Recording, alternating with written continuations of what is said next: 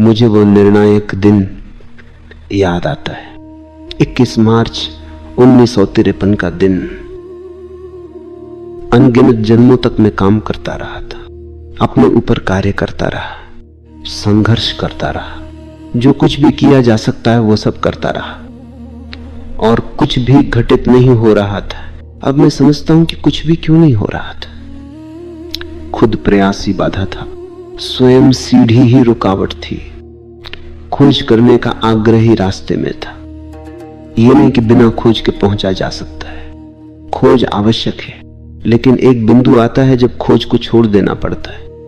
नदी पार करने के लिए नाव आवश्यक है, लेकिन एक क्षण ऐसा आता है जब तुम्हें नाव से उतर जाना होता है, उसे भूल जाना होता है, उसे पीछे छोड़ देना होता है। प्रयास आवश्यक है, बिना प्रयास कुछ भी संभव नहीं और सिर्फ प्रयास से भी कुछ भी संभव नहीं। 21 मार्च 1953 से ठीक पहले 7 दिन पूर्व मैंने अपने ऊपर काम करना बंद कर दिया। एक ऐसा क्षण आता है जब तुम देखते हो कि प्रयास पूरी तरह व्यर्थ हो गया है। तुम वह सब कर चुके हो जो किया जा सकता था और कुछ भी नहीं घटित हुआ। तुम वह सब कर चुके हो जो मनुष्य कर सकता है, फिर और क्या किया जा सकता है। पूर्ण असहायता में मनुष्य सभी खोजों को छोड़ देता है। जिस दिन मैं कुछ पाने की चेष्टा में नहीं था, जिस दिन मैं कुछ होने की प्रतीक्षा में नहीं था, उसी दिन यह घटित होना शुरू हो गया। एक नई ऊर्जा उठी, कहीं से भी नहीं। वह किसी स्रोत से नहीं आ रही थी, वह तो कहीं से भी और हर जगह से आ रही थी।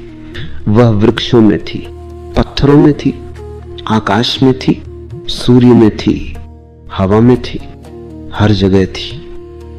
और मैं इतने जोर से तलाश कर रहा था और सोच रहा था कि यह बहुत दूर है और यह तो इतना पास था, इतना निकट था।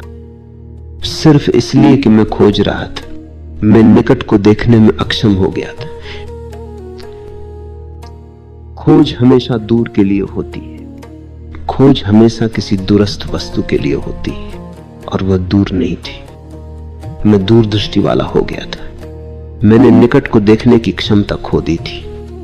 आंखें दूर क्षितिज पर केंद्रित हो गई थी और वे उस निकट को देखने की योग्यता खो बैठी जो ठीक मेरे चारों ओर था।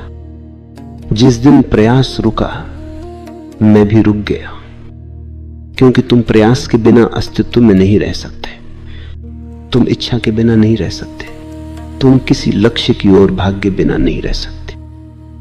स्वयं